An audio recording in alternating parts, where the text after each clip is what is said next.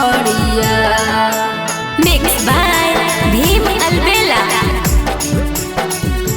करम पूजेला लायदा हो किनी के सड़िया बहिन जमुई से लाए बहुगे किने के साड़िया भैया जंगला से लाइदा करम डलिया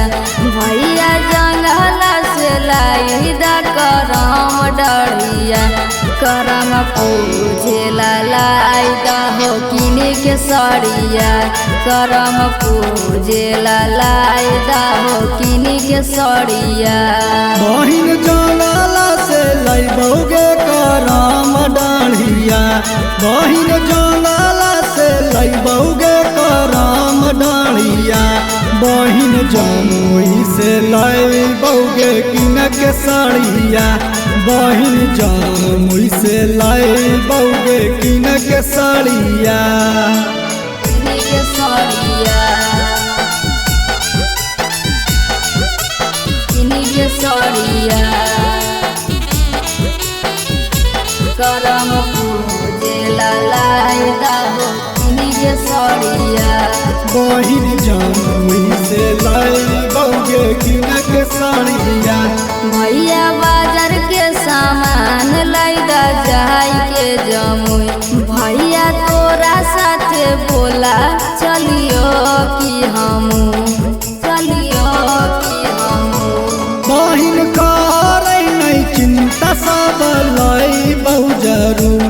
अपन सखिया सहेलिया संगे ताहू के घू बहिन जाहियो करी के टाट गड़िया बहिन जाहियो करी के टाट गड़िया बहिन जमुई से लाए बहुगे किना के साड़िया बहिन झाझा से लाए बहुगे किना के साड़िया किनी के सड़िया किनी के सड़िया करम पूजेला लायदा हो किनी के सड़िया बहिन जमुई से लाए बहुगे किना के साड़िया भैया जल्दी से जाओ अब करो नहीं दे तबल फूलवा के हार हम ले हो मेरे हम ले हो मेरे भैया भोला पार्वती के बनबे पड़त मूर्ति तबल आई जाए घुरी के बहिन है गे फूरती कहो मकर भीम तबल माटी कोड़ी है कहो नीरज रौशन तबल माटी कोड़ी है बहिन जमुई से लाए बहुगे किना के साड़िया बहिन झाझा से लाए बहुगे किना के साड़िया।